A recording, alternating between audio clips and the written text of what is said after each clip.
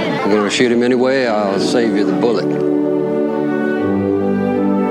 Red Pollard, Mr. and Mrs. Howard. Yeah, hi. Hello.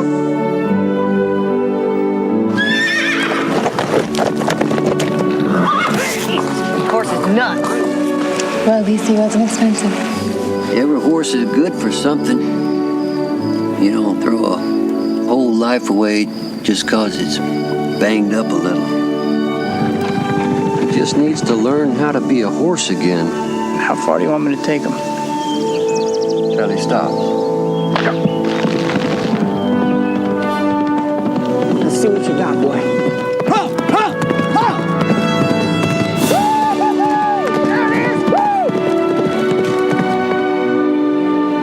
Fast? Your horse just broke the track record at Tanfran. Well, I just think this horse has a lot of heart. I'll lay even money that this nag Seabiscuit couldn't even finish 6 furlongs. I told you, look out for Rosemont. It's not my fault. Thought he was flying up your Yeah, well, I can't. What? See out there. He lied to us. What do you mean? He's blind in one eye. Yeah, don't throw a whole life away just 'cause it's banged up a little bit. Look at us! Our horse is too small, our jockey is too big. Everybody loses a couple, and you either pack up and you go home or you keep fighting. Kind of small, isn't he? Welcome to episode 71 of the Monday Morning Critic. Today's one of those episodes where I am just so happy to have the guest that I have. He is a legendary Hall of Fame jockey. He's an actor, he's an analyst, a trainer, and he's just one of the coolest people on the planet. Gary Stevens, how are you today? I'm doing great, thank you. Thanks for having me on the show. Yeah, I am so excited to have you for such a variety of reasons. You know, I gotta say, the best moments of my life, Gary, were spent with my father watching Gary Stevens at the track. I mean, it was just some of the best moments of my life, and I guess I have to thank you for that. Well, thank you very much. I guess I brought up a lot of kids that I didn't know about, you being one of them. I've enjoyed my career, on and off horseback and on and off the air. So it's been a good run. Yeah, and your life is so, I mean, it's been a good run, and it's still running really well for you. You know who, Gary, when I was researching your life, you remind me a lot of Tom Brady. You guys are both the best in your field. You're up there in your field, you know, and like fine wine, you guys just seem to be getting better and better. Well, that's a heck of a compliment. I'm a huge fan of Tom Brady and his work ethic and just his focus and what he does, and that's about as good a compliment as I can get, so thank you for that. Yeah, and I mean it. I mean, in your life, I mean, you've suffered, you know, Brady suffered injuries. I mean, you had a hip issue when you were younger. You had some knee things. You had a horrific accident in 2003. You bounced back from that. I know you were a wrestler when you were younger. How's the health these days? How are you feeling? And do you go through a training regimen? Are there things you do to take care of yourself, Gary, to make sure you're kind of on that? I mean, you look better than ever. Are there things that you do in your own life to kind of make sure you're going down that healthy road? When I made my comeback, in 2012, I did it the right way. I had a former Navy SEAL train me and got my diet down to really a science for myself, and I just try and stick with that, and get good sleep and ride races, and I stay fit, continue to stay fit, and that's the biggest thing. And the old saying, happy at home, happy at work, happy life, and I'm doing what I love to do. I've got 5 great kids and 6 grandkids, and it's just a good life. And I'm doing what I want to do at this stage in my life. And there's going to be a time in the near future. When I say near future, I'm talking like 5 years or so. But when I got to call it a day. You know, my family is worried about me for long enough. You know, things happen in the sport. You talked about Brady's injuries, my injuries, and it's going to happen. You know, and like any professional athlete, you got to learn to play hurt. Yeah, and you've done a really good job of that. You know, when you were younger, you had a hip condition, like I said, but, you know, you learned to, is this true? You learned to ride a bike with one leg? Yeah, I mean, had to. I wanted to go out and play with the other kids. I did a lot of things with a leg and a brace, a full leg Perthes disease leg brace, and I got along just fine. And that's the beauty of youth. I didn't even know there was anything wrong with me. It was just the deck that I'd been dealt, and or the hand I'd been dealt from the deck of cards, and I didn't know any different. As you grow older in life, you know, you learn to overcome barriers that are put in front of you, and you know, move forward. You know what you're capable of doing, and you know that you can do it in special circumstances. Yeah, and one of the many things that I like about you, Gary, is you're no nonsense, you're no BS, you don't make excuses, and that's why if I owned a horse, I mean, I would want you riding that horse because you think outside the box. You don't make excuses. You're a guy who's resilient. You're tough. You like I said, you're an outside the box thinker, and I think that's something that's helped you your entire life, Gary. Is that a fair estimate? Oh, well, thank you for that. That's how I try to be. I mean, to me, with riding racehorses, it's like going out and I'm glad you brought up Tom Brady, because what I do is I'm basically a quarterback out there and calling audibles, you know, at 44 miles an hour with big money on the line. And sometimes the play that's been developed for me isn't happening, and it's time to call an audible and do something different. And when things don't pan out just right, you know, I come back and if it's my fault, I'm the first to blame myself. If there's some things that can be fixed to make things better the next time at any level, then it's my job to convey that. And, you know, and now in times now, nobody likes getting blamed for something, and you know, any little thing I may say, maybe putting a little bit of significance on an error, not really an error, but something that can move a horse forward, then somebody takes that as a negative. Hey, the guy knocked me or whatever, and sometimes in these times it doesn't go over well and can backfire on me. But you know, that's who I am. That's who I've always been, and you know, I ride for a lot of great trainers and great owners and a lot of great horses. And if it works, it works out really good. And if it doesn't work, so be it. They can move on, and I'm just fine where I'm at. And I'm going to keep doing things the way that I've done them throughout my career. Yeah, that's really well said, Gary. And for those that, you know who you are, obviously everyone knows who you are, just a real quick rundown. Hall of Fame jockey, 97, 3 Kentucky Derbies, 3 Preakness, 3 Belmont, BC Classic, Dubai. I mean, youngest to 100 million by 30, well over 225 million now. I mean, you know, Gary, I have to say, when I was researching you and my whole life, I've always felt that jockeys were underappreciated. I think, you know, people kind of get involved in, people at the track are doing this, you know, hoping this one wins or that one wins. But there's not an appreciation for jockeys as athletes. I just feel like they're so underrated. Like your life, you are as good an athlete at what you do as anybody I can name a bunch of people. Do you feel that jockeys are a little bit underrated as far as how people view them as athletes, or maybe don't give them enough of the respect they deserve? I think a lot less now than times in the past. You know, our sport has grown, especially the recognition of certain jockeys. And Mike Smith being one of them, one of my best friends, and we've grown together. We've grown up together and grown old together. And hopefully we'll continue to grow older together.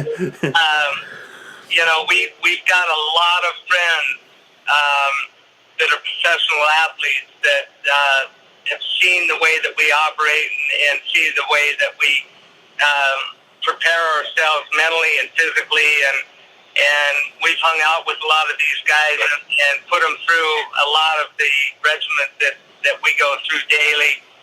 Very similar to what they do, and put them on a mechanical horse and tell them to do things, and they're like, really? No, I don't think so. So, it is what it is, and people ask me continually, how much is it the horse and how much is it the jockey? Well, I can't win on a mule, and I can't win the Kentucky Derby on a horse worth $20,000. That's just the way it is. I'd like to think that I make a difference when a field is equal, and some of my decisions might pay off, with the running of a race. And at the stage of the career of my career right now, for a 55-year-old guy, I think I've got great physical abilities, but not what I wish I had. The brain I have right now and the experience that I have right now when I had the physical abilities I had when I was 33 years old. But I think that what I know, how I approach it, and my preparation more than makes up for maybe some of the lost skills that I had as a physical athlete in my 30s. If that makes sense to you. Yeah, it makes a lot of sense. And you grow up around horses. You're born in Idaho. Dad's a trainer, mom's in the rodeo. Your older brother is a jockey as well. So I guess my question is, how much do you find yourself when you were? I know your first horse is Little Star, trained by your dad. Did being around horses make you closer to your family, Gary? Did it create a situation where the environment was close, all about horses and just being close to family? Do I have that portrayed correctly? Well, yeah and no, because as I grew and Scott grew in our career, and Dad as a trainer, I mean, yeah, it's all that we've really ever known. We went to school like everybody else, competed in other sports and everything, but Scott knew from a much earlier age than I knew that this was going to be my profession. But it didn't always keep us close because of the fact that Dad training horses always couldn't get one of his sons on his horse. And I had this conversation with my father just a couple of days ago. We've got a nephew that is training horses now, and they were upset with my brother that he wasn't riding his horses. And I said, look, Dad, this is a business, man. It's we're looking for the best mounts we can find, and at the end of the day, that's what drives our business. And Satchel, named after Satchel Paige, he's finding this out as a trainer that he's got to show up with the goods, in order to get a Scott Stevens or a Gary Stevens, and that's just the way it works. We're going to ride the best products we can ride. Yeah, and what does Dad think about all your success? How does he react to all your life and your brother? How does Dad react to everything you've done in your life, Gary? Well, I think they're super proud, but in saying that, I don't feel any different than I did when I was 16 years old before I'd won my first race from my dad, as far as the humbleness that we've been taught. I mean, this can all end in a hurry, and it's like any other sport, high dollar sport, where you see coaches get fired for little things. You see players traded. Our business is no different than that. I mean, it's not what I did yesterday. It's what are you going to do for me tomorrow? and things can change really quick in this sport, just like any other high dollar investment sport. Yeah, and there's a question I was trying to think about how to phrase for you today, Gary, because I wanted to ask you it, and the only way I could say it is to compare it to Seabiscuit, which I definitely want to talk about in a moment. Have you ever felt as close to a horse or as strong about a horse as Red Pollard felt about Seabiscuit? I've had so many special relationships with, and sometimes he might have been a $10,000 claimer. My dad had a horse the first year I rode named Golden Ribbon that was just a cheap horse, but he was a horse that went out and tried every time and had a desire to win. He was fun to ride. He was fun to be around.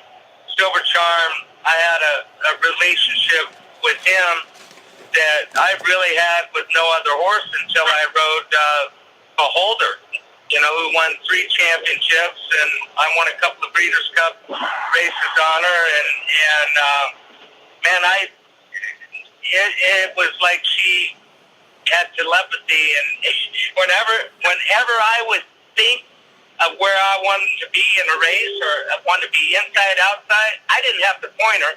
She went where I wanted to go. I would look to the right, and she would go, and that's a pretty cool feeling. Yeah, the horse is on the same wavelength as you. That's a really cool story. Yeah, because I wonder, because you've been at it so long, you're still in your prime. You're doing awesome things, and I wondered about that. You've seen a lot of horses. Do you ever develop like this? How do you the way you view horses? I mean, you've had to have, like you said, so many special horses throughout your life. So that's a great part about being in the in the horse racing industry as well, I suppose. Yeah, absolutely, and I don't know about being in my prime, but I've learned throughout this long jaded career that those odd horses come up that you just really do have a special bond with, and that bond happens very quickly. And that bond, I talked about that bond, but it can go the other way too. People ask me, they said, do you need to get on a horse before you ride them the first time? And I'm like, sometimes it helps, sometimes it doesn't, but I usually realize within a period of 6 or 7 seconds if that horse likes me and if I like them. It's sort of like meeting somebody and shaking their hand for the first time, and they look you in the eye, and you immediately know with that handshake, this is a good person. And then sometimes you reach out and shake somebody's hand, and their eyes go to the ground, and you get this creepy feeling. And you know that this is not a person I'm going to get on with here right now, or maybe hear a conversation for 5 minutes, and you're like, this is not my type of person. It's the same with horses. Yeah. And they might be a really good person or a really good horse, just not my cup of tea. And I was taught that at a young age from my father. He said, look, Gary, I'm going to put you on horses that you may not like, and they may not like you, and it's your job to tell me, because they might like Scott more than they like you, and vice versa. And I've always kept that in the back of my head, and I've ridden a lot of horses that turned out really good. I mean, some of them turned out to be champions that I got on them the first time, worked them, did the thing, and I said, look, this horse can really run, but didn't give their best performance for me, and I think it's me. I think it's our relationship. Why don't you try somebody else on them? And you've got a really good horse here, and that's hopefully what I'll be remembered by. And I've done that with some great trainers. Some trainers took that as an insult, that I was saying their horse was no good. But the trainers I'm still working for today, after this, long career, they're the guys that are still using me. They listen to me when I say, look, your horse can really run, but it's not going to be me and this horse that's going to get him to the top. It's going to be somebody else that's going to get him there. Yeah, and that's my job. Yeah, Gary, and that's so well said, and that's kind of what I was talking about before. You think outside the box, because many jockeys, I'm not saying many, but some jockeys would have just said, you know what, yeah, fine, I'll ride them or what have you. But you have a way of thinking outside that box where you're very honest, you're open, even if it means costing you a ride at that point. But that's the kind of outside the box thinking that part of which makes you special. I appreciate that. My feeling is just that, a lot of times I'm a test pilot. These guys will come to me and say, look, I got one I think can really run. Tell me what you think about them. I can tell pretty quickly what their ability level is, and if they're going to be a stakes horse or just, an average type horse that, it's going to get through the ranks, but it's not going to win $1 million or whatever. But I can also tell if I'm the right guy for them. Even if they're a good horse, they might show me all the signs, but there's something that's just not clicking between me and that horse. So I'll just recommend, and that's not an insult. That's to help them. I've got a great friend up in Seattle, Mike Hewitt. We've been together we've known each other and worked together since we were 16 years old. And he calls me the offensive coordinator.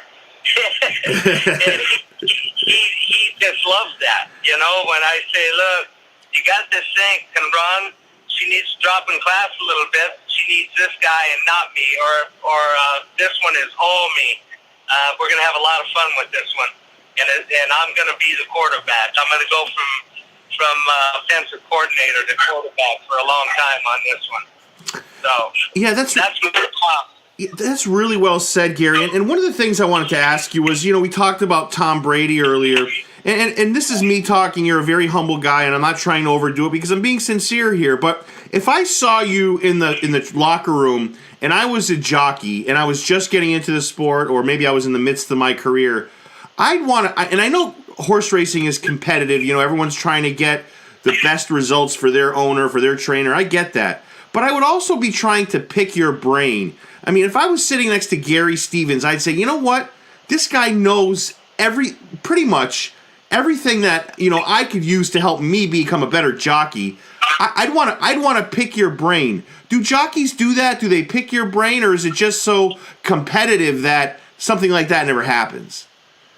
Oh yeah, and I love it when it happens, but it happens less often now than it happened in years past. And I think that comes a lot with the mentality of young athletes nowadays in any sport, sort of a cockiness and a I deserve this. Hey, as athletes, we don't deserve anything. We deserve to work our butts off and reap the rewards of our hard work. But to think that I thought I knew everything when I started riding, I never did. I was so lucky to be in the presence of Bill Shoemaker, Lafitte Dinkai, Eddie Delahousie, Darryl McCart, Chris McCarron, and these guys helped me continually, and I learned from them.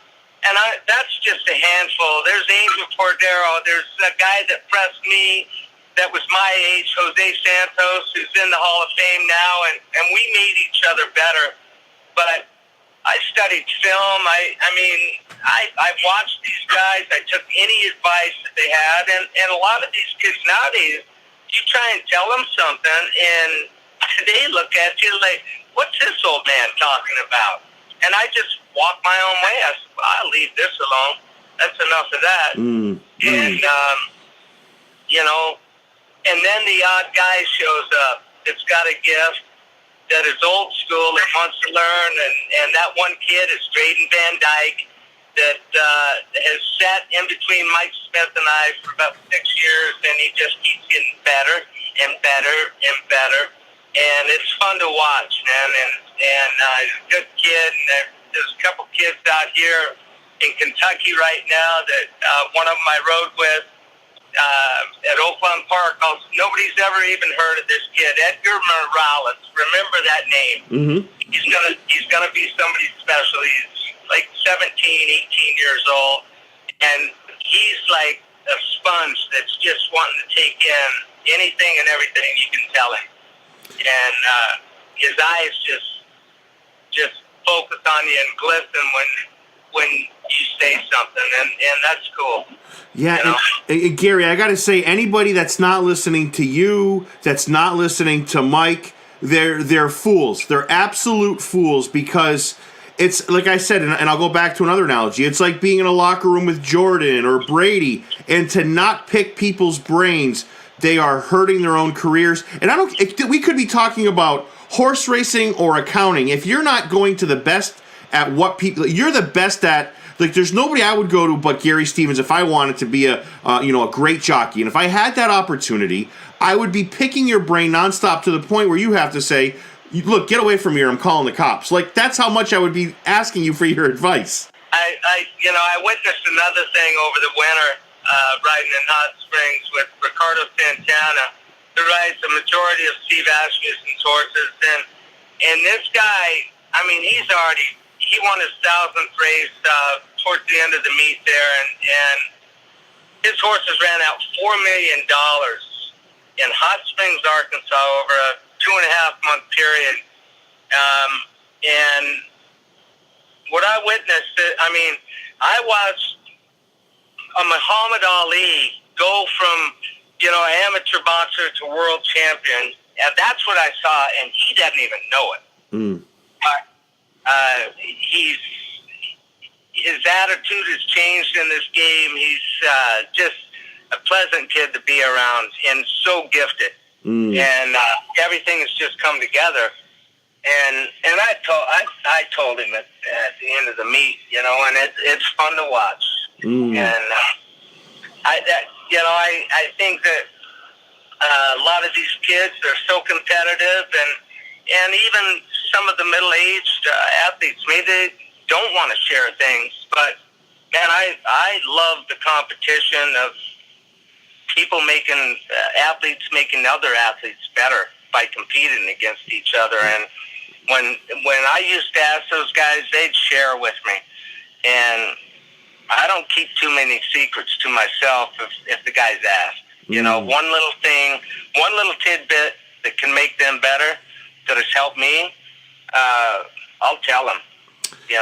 Yeah, that's really well said, and you are that kind of selfless person where I could definitely see you doing that.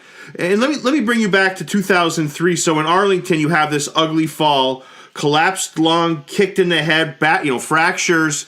I know you were scared, rightfully so, really worried for your life. Explain to me how a man can be back racing a horse 19 days after that. I don't know if I was so afraid for my life. Because at the moment that it was happening, those old stories that your life flashes between your eyes when you're about to die. Well, that day it did, and when everything stopped and I was still alive, I couldn't believe it. So it was a freak accident, and it was just something that happened that was really bad, and it wasn't my day to head upstairs or wherever I'm going, and hopefully it's upstairs, but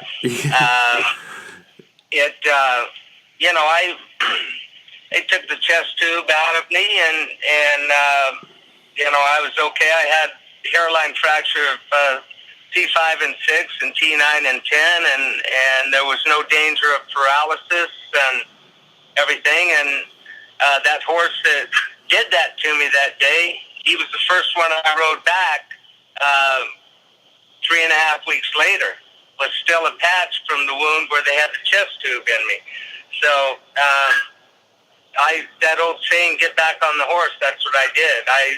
I got back on. I got back on the horse that did it to me.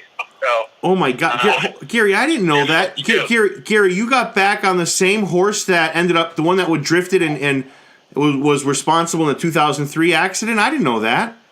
Yeah, storming home, and I won a $300,000 grade 1 on him 3.5 weeks later, and then I rode him in the Breeders' Cup, and he was favored, and And actually, the horse that ran over me and caused all the damage going into the first turn, Frankie Dettori was on him, and he stepped on my horse's hind leg and severed a tendon, and that ended Stormy Holmes' career, and he finished nowhere that day. But yeah, it was a strange year, and I got through it, and I'm still alive.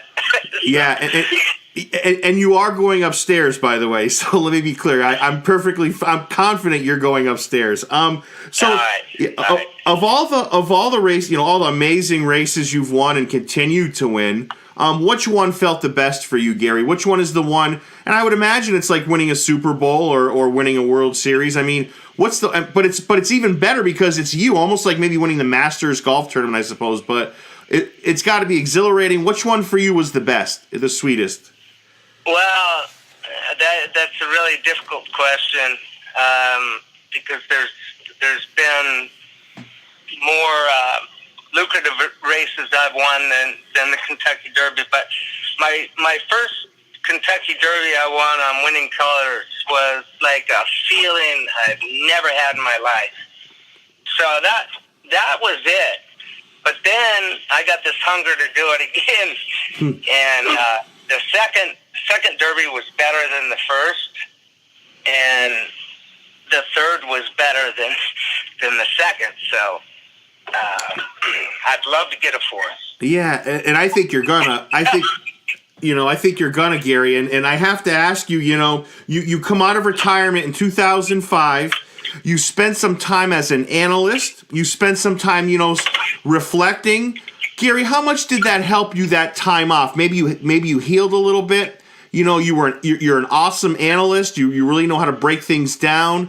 I would imagine that helps you become a better, jockey. You had a chance to look back at your career. The older you get, you get wiser. There are things, like you said it earlier, if I knew a little bit more of what I know, now, if I knew it back then. But I still think, how much of when you came back in 2005 did the job as an analyst, the fact that you're probably reflecting on your life and your career as a jockey, how much did that help?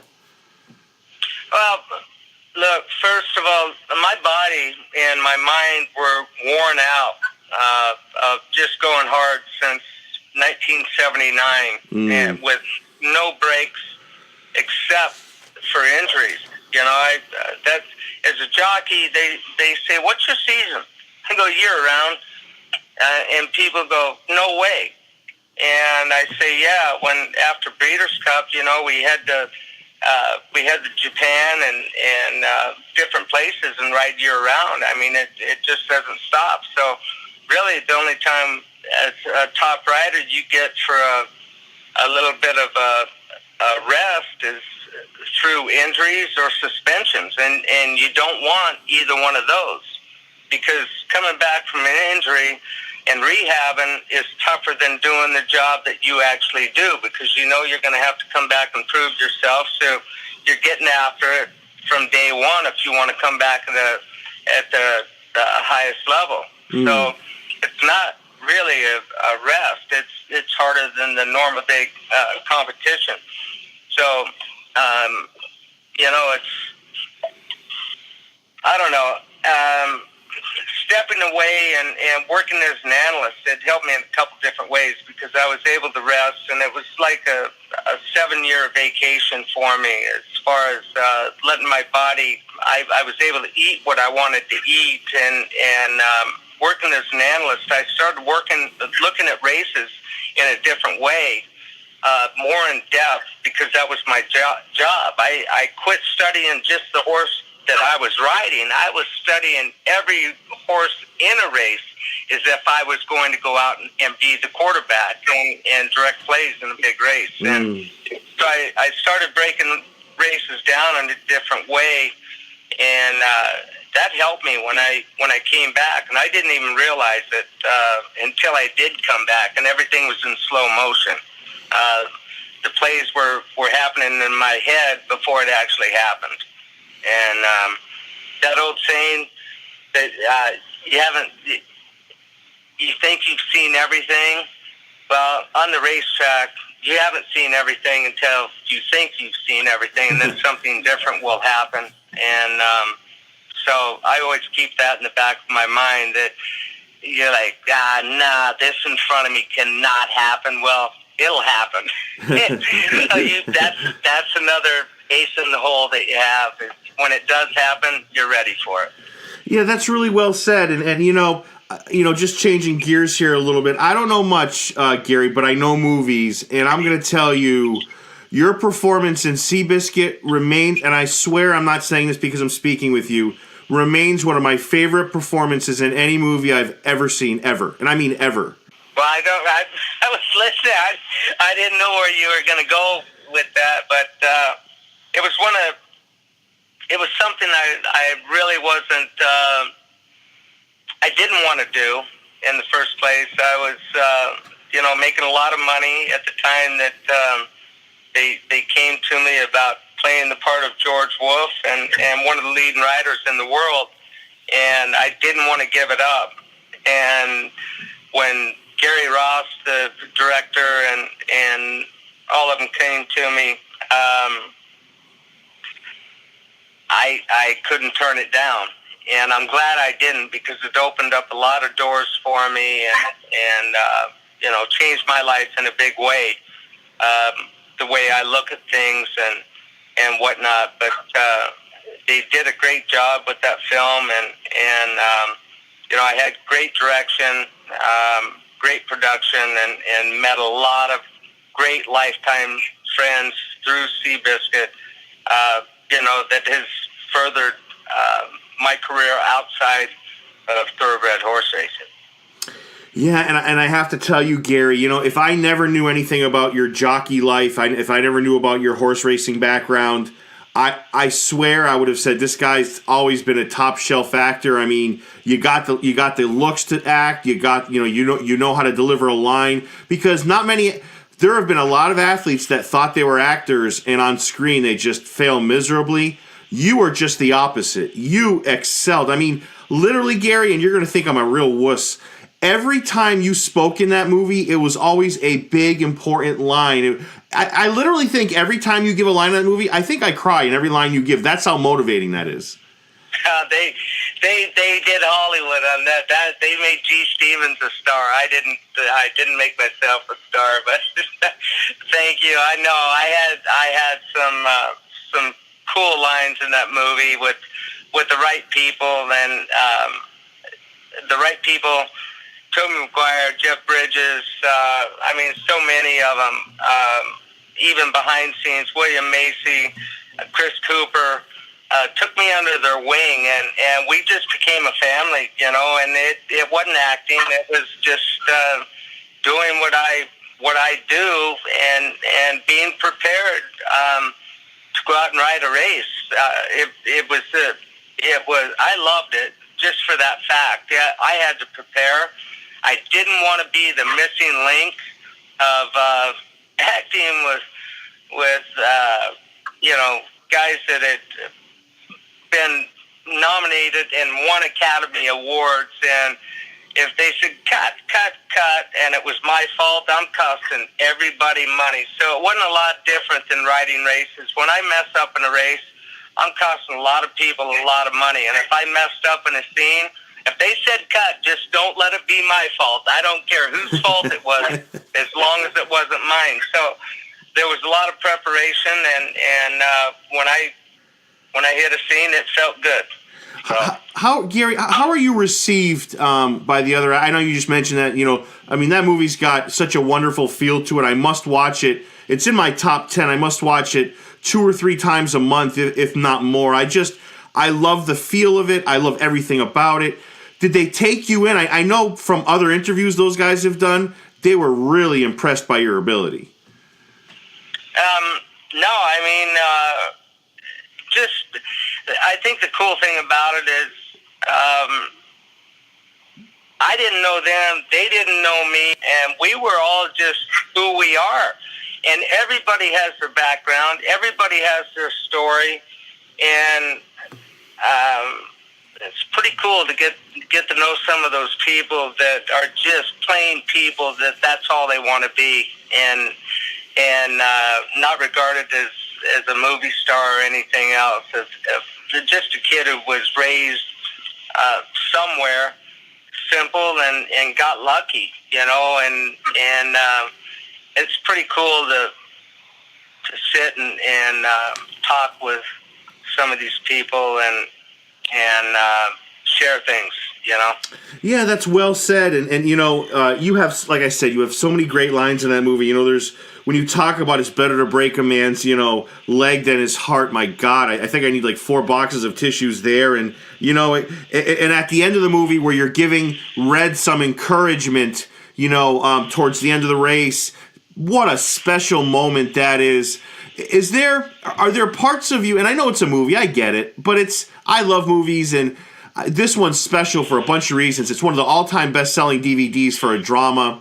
Is there a moment or parts of Red that you see in yourself? Are there a lot of parts of Red that maybe that you find, and I hope that doesn't sound like a cheesy question, are there parts of Red that you notice in yourself, Gary? Not Red. George Wolfe was my character, and no, I don't consider, because I've always been sorry for saying it, but the George Wolfe. I mean, I've had a gravy train for a long time, man. I've been offered the best horses in the country since a young age. I worked hard for it. I think I earned it, and I showed up on the day when I was supposed to and provided. Red Pollard was the sad story, coming back from an injury and stuff, but I can just tell you that every scene that I was in that film, I could relate some part of my life and racing, whether it was on the racetrack or something in my childhood, I could relate to, and make it part of the scene I was doing. Yeah, and that's really well said, and that's kind of what I was going for. Yeah, and you are so good as George the Iceman Wolfe. You are so good in that role, and and the reason I ask about Red is because he was the lead, and I didn't know, because you and Toby spent some time with each other. I don't know if there's a scene, but there is a scene that's kind of close to life for you, where Red is telling you how he rides Seabiscuit. You had kind of a similar moment with Julie Crone in real life, right? Yeah, with when the accident we talked about a little while ago at Arlington Park with storming home in the Arlington Million. I went down. I was in the hospital, and I was supposed to ride Candy Ride in the $2 million Pacific Classic the following week, and I'd been riding him in all of his races and was undefeated on him, and couldn't ride him. And Julie got the call, and so it was too close to home. I almost died, and I'm in the jockey's room literally a week later. Mr. Dutchswa, who owns Arlington Park, flew me home in his private jet to get there in time to talk to Julie. I'd gotten out of the hospital, and I went into the jock's room, and I can remember like yesterday telling her everything about the horse, and that wound up being his last race, and he was a cool horse and as good a horse as I ever sat on. But it was pretty strange, just put it that way. Gary, I thank you so much. I only have a few more questions for you. Thank you so much for giving me all this time. And I only have a couple more Seabiscuit related questions. One of the greatest things about the movie and your character is that he comes in, the closing lines are, the horse brought everybody together, and I agree with that. But in a way, your character does a lot in that movie. He comes for Red when Red needs him. I mean, he is there for everybody when they need him. And I don't know, I feel like that could be you in real life as well. And it's one of the special things about your character that it never feels forced. It always feels natural. It feels like that's really a guy. I can really relate to that guy. I can understand where he's coming from. Yeah, well, I told you that I could put, relate every scene that I was in, and the character that Red Pollard, and the way the scenes were set up. The one night, and when Red was in a bare knuckle brawl, he was prize fighting and being paid for it, and he was drunk in the street, and it reminded me so much of extremely one of my best friends that I've lost, and so I was able to put myself into that position when we were filming that scene at 2:00 in the morning, and in a bad part of Los Angeles, when that was supposed to be Tijuana. I was able to relate to that, and even I think I've watched Seabiscuit one time over the last couple of years, and it was to show it to my 9-year-old daughter, Maddie. She said, we got to watch another horse racing thing, and blah, blah, blah. And when I came on screen, she looked, and she pointed 2 fingers at my eyes. She had no idea what Seabiscuit was, and she pointed at the screen. She pointed back at me, and she was like, "That's you," and I'm like, "Yes." Anyway, and that is such a special moment. And I know you met your wife on the set. And is there a moment for you, Gary, that touch? And I know you talked about your losing a close friend. Is there a moment when you watch that movie that touches you more than most, or is that the scene with the scene that reminds you of your friend? Yeah, that was the scene that was epic for me. When I leaned down and he was knocked out, not doing well from drinking too much, and I was tapping him on the cheek and trying to get him to wake up, and that was something I lived through with a guy that was a big part of my life. That I couldn't help him. So.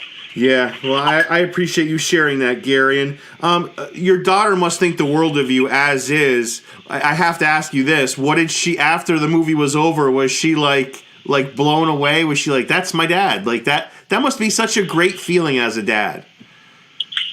Yeah, well, the cool thing is, I mean, she's traveled all over the world with Angie and I. She's been to Hong Kong, Japan, France, England, and stuff with the racing and everything, and didn't really know about Seabiscuit or anything. So, she's going she's become kind of famous herself. Maddie has, with some of the shows she's doing, and she's done a big deal with ABC last year, and I got to keep my eye on her. That's all I can tell you. Maddie has become more famous than her daddy, and she's just, I'm just daddy, and Maddie is just Maddie, and we just got to keep each other's feet on the ground, and she's got to be a 9-year-old, and I just got to be daddy. So that's my goal right now. That's fantastic. And my last movie question is, are there other horse racing movies that you've seen, Gary, that you like a lot? I love Far Lap. I love Secretariat, but my top 2 are the Secretariat I can't include because Seabiscuit I can't include because I was in it, and so I'm biased. But it was the best book I've ever read and the best story ever told. And but my favorite of all time is Casey's Shadow. So if you haven't seen it, you gotta rent it. Walter Matthau, it's classic. It's quarter horses, not thoroughbreds, but Randy Romero, good friend of mine. It's about his family growing up, and it's epic. Yeah, it's a bit of comedy, but just Seabiscuit and Far Lap, as a kid growing up, are my 2 favorites. My last question to you, Gary, and you're such you're this exact person I'd picture to be, such a great dude. Who are in your mind the 3 or 4 best horses of all time? That's something that I really can't answer because I wasn't alive when some of the greatest racehorses of yesteryear were running, and I've seen a lot of great ones. There's a lot that I would have loved to have seen. It's not really a fair question for me. I'd like to think that I've ridden a couple of them. But the Aladar Secretariats and Spectacular Bid, Man of War, Whirl Away. I mean, the list can go on and on. But and I didn't even mention the greatest two horses I have seen over the past decade. And I've been fortunate enough to see one of them in person and ride against one of them. Almost beat him in the Kentucky Derby as American Pharaoh. First Triple Crown winner in all these years, and then the great Frankel on the other side of the pond. I wish I could have watched him live. I would have loved to have sat on either one of them, but those are the two best racehorses that I have witnessed in my career. Yeah, and you mentioned, and that's a tough question. I probably shouldn't have asked that because it's such a wide. It's like asking who's the top 3 baseball players of all time. It's a crazy question, but I figure I had to ask you. But my last question is: Are American jockeys respected overseas? Do they I obviously have a ton of respect for you. I know about you. Is it viewed that same way overseas towards American jockeys? Do they have that respect? I think in Europe, absolutely. When you start talking about Asia and Australia, South Africa, and stuff, they don't really respect us as a major racing thing. They buy our horses to make their stallions that produce great race horses and stuff, but. No, when I went to Hong Kong in 1995 for a season, no one knew who I was. They knew who I was when I left, but the Australians, South Africans, they had no idea about American racing, but they found out. But no, I don't think probably that side of the world were racing or as Jockey Colony were as respected as much as.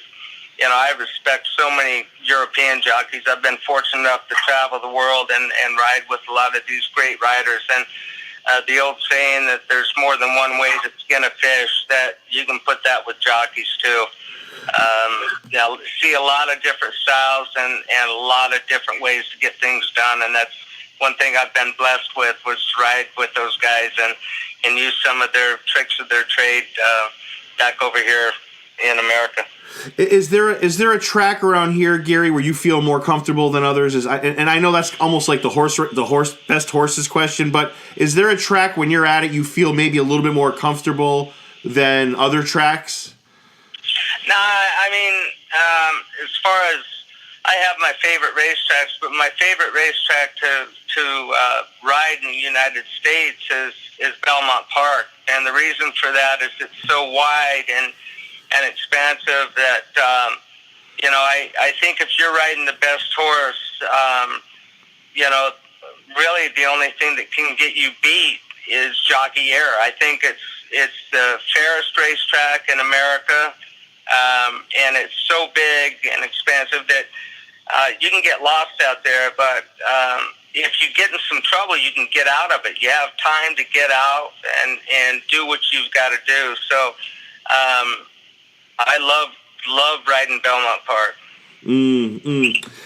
Gary, is there anything you wanted to promote? Anything that you want to get out there that you've been thinking about?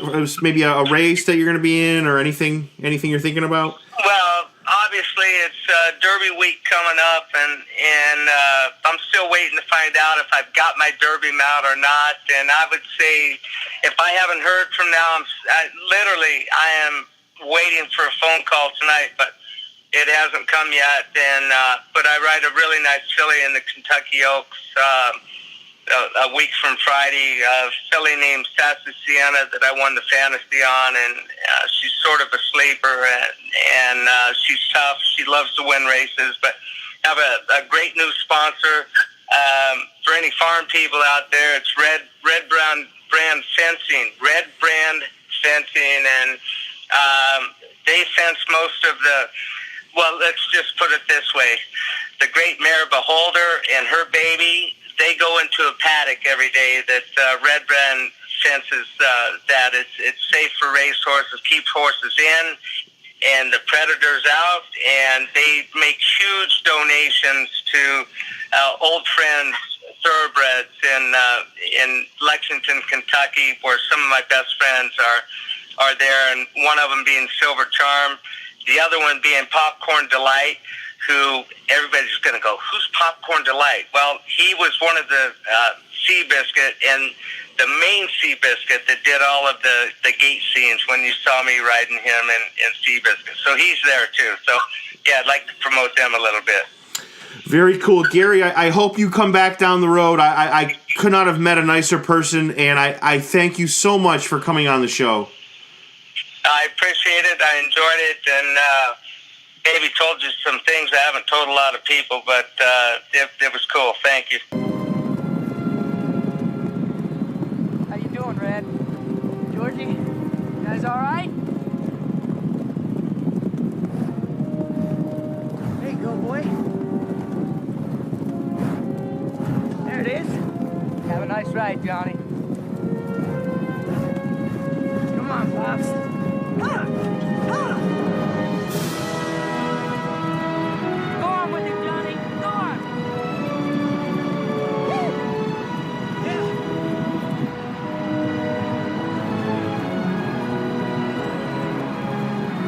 Come on, Lord.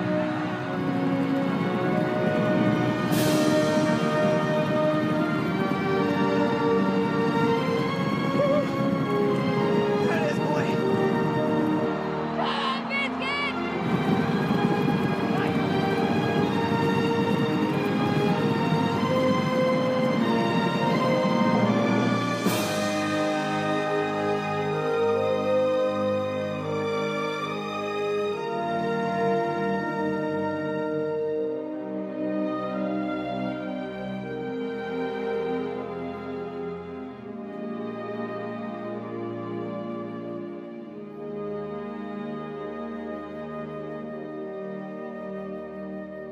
You know, everybody thinks we found this broken down horse and fixed him.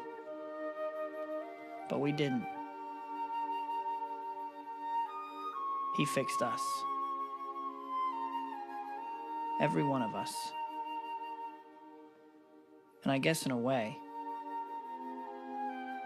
we kind of fixed each other too.